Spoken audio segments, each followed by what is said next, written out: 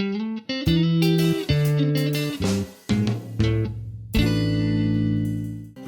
んにちは、岩根です。今日はですね、以前僕が所属していたアニメーションスタ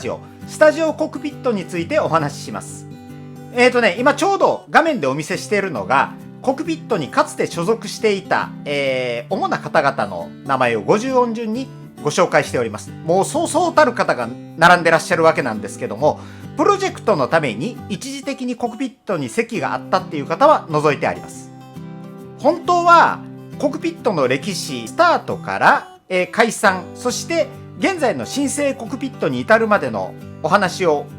しようかと思ったんですけども、いざ実際に取材してみるとボリューム的にかなりちょっと分量増えてきたので、今回2本に分けて、今回は設立編から中盤までっていうことでご紹介したいと思います。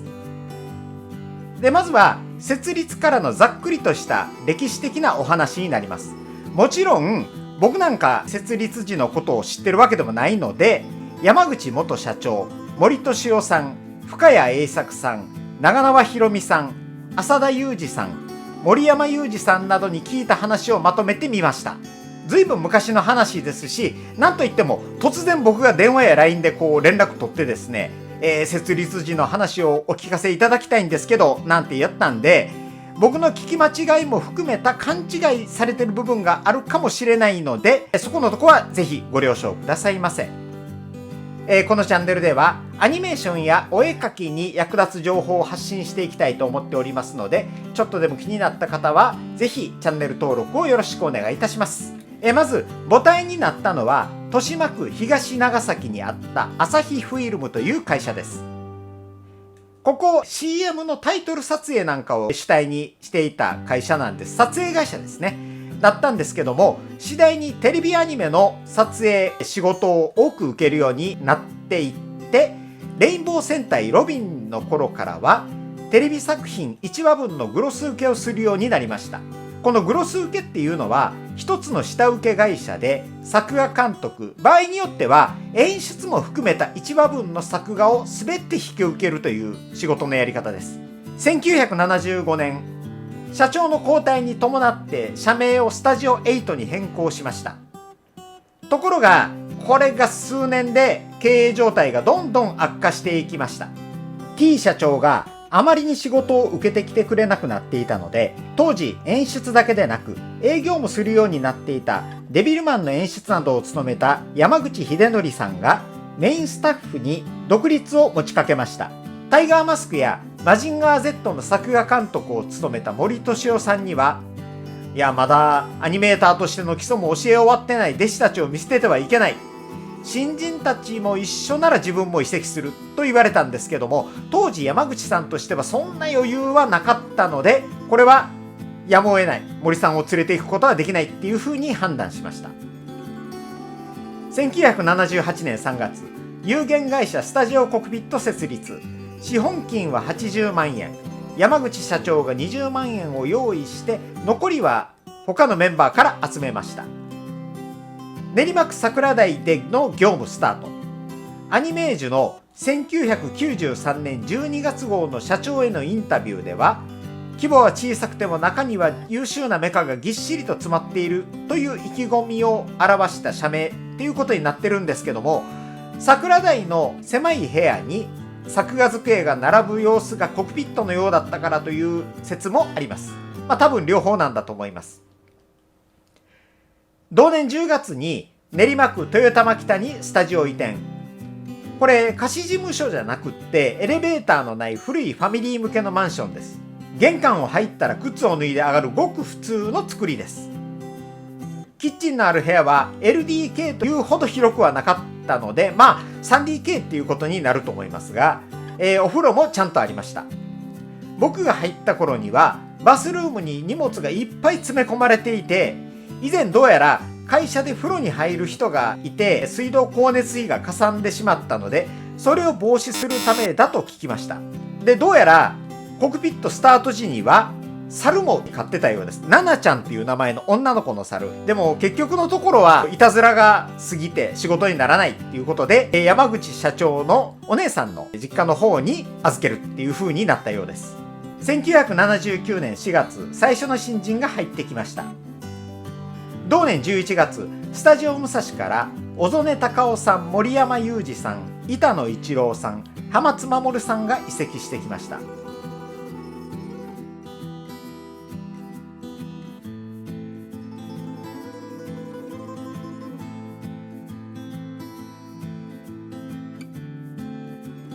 一方、その頃スタジオ8では79年の秋頃から報酬が支配されるようになってきてました。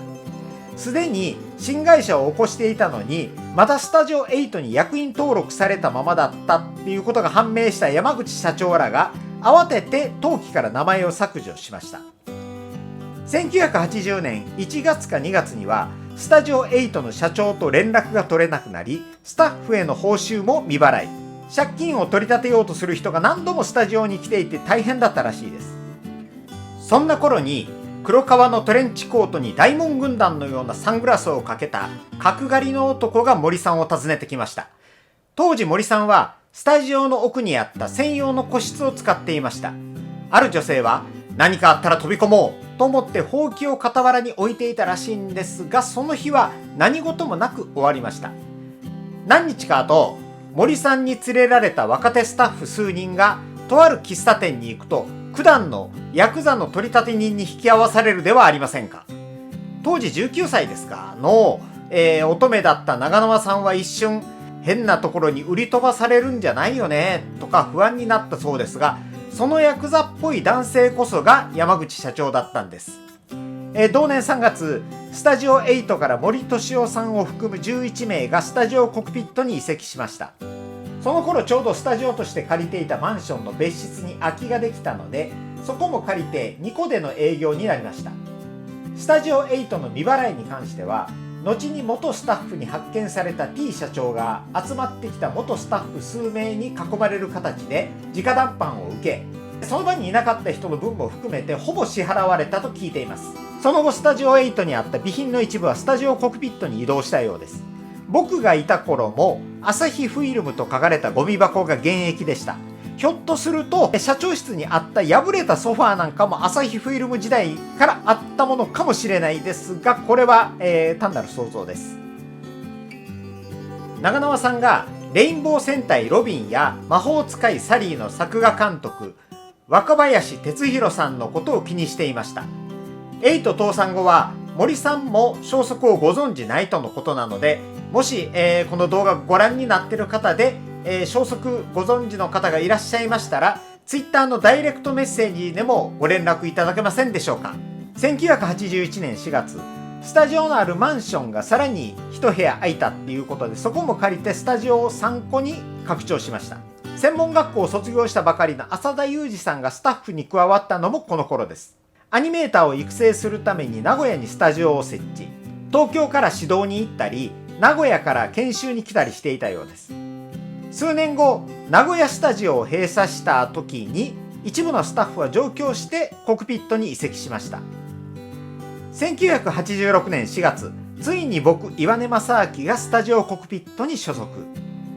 1980年代駆け出しゲンガーマン時代の奮闘期でお話ししたように、実は僕は3ヶ月で、一度コクピットを辞めて、その8ヶ月後に入り直してるんですが、2度目に入った時は動画机の空きがなくってばらされて、バスルームに突っ込んであった机を自分で組み立てました。ニスも自分で縫ったんですよ。自分で買ってきてね。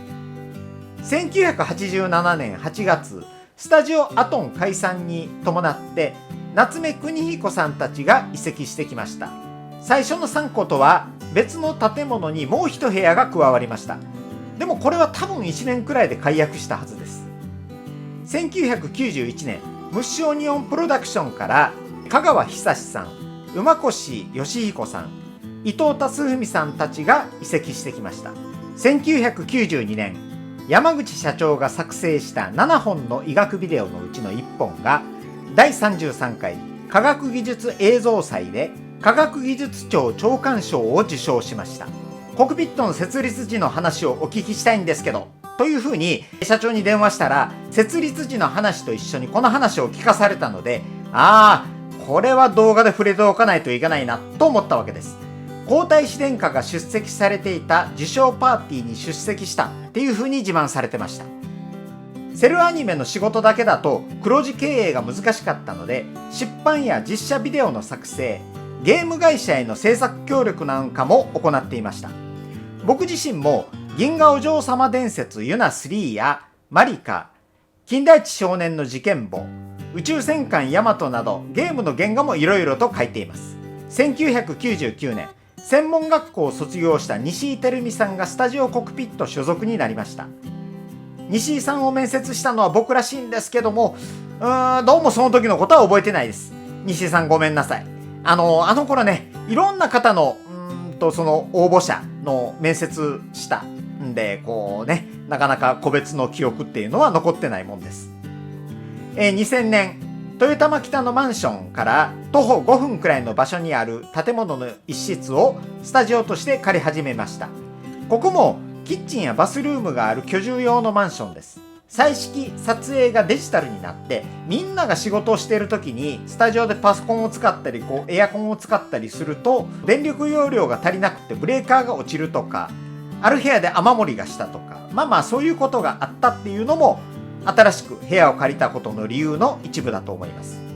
僕と浅田さんの机は他の数人の机と一緒にその通称離れに移動しました。豊玉北の時から同じ建物だったとはいえ3個に分かれて仕事をしていたので、他の部屋の方っていうのは実際よくわからない状態だったんですが、離れに隔離状態になってしまって、さらにそれが加速した感じになりました。といっても僕はその4年ぐらい前から埼玉県飯能市に住んでいて、通勤が面倒だっていうことで、ほとんど自宅作業になっていたので、スタジオで仕事をしていたのは多分週に1回か2回ぐらいだったと思います。2006年頃、豊玉北のマンションが老朽化のために取り壊されることが決まり、桜台に移転しました。桜台のスタジオはワンフロアに離れ組以外の全員の机が並んでいる会社っていう感じの貸し事務所でした。どうやら以前はゲーム会社がスタジオとして使っていたようです。これ噂です。僕はほとんどそこには行ってないんですけどね、実際には。コクピットっていうのは基本的に給料すべて現金払いだったので、給料の受け取りとか請求書の提出のために行ったぐらいだと思います。2007年5月、初めての慰安旅行。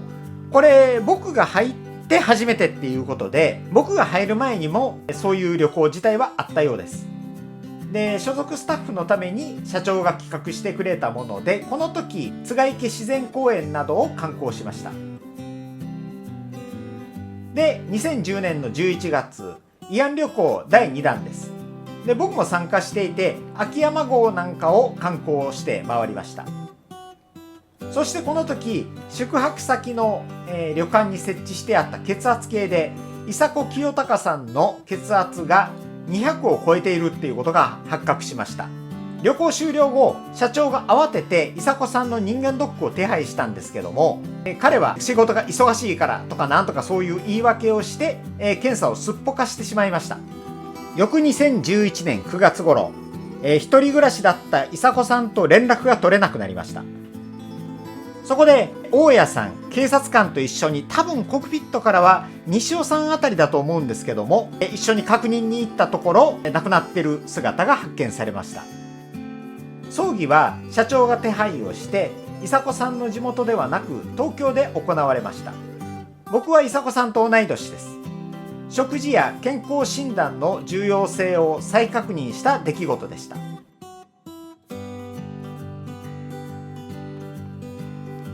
今回のお話はここまでです。次回はスタジオコクピット解散、そして新生コクピットのお話をしたいと思います。それではまた次の動画でお会いしましょう。さようなら。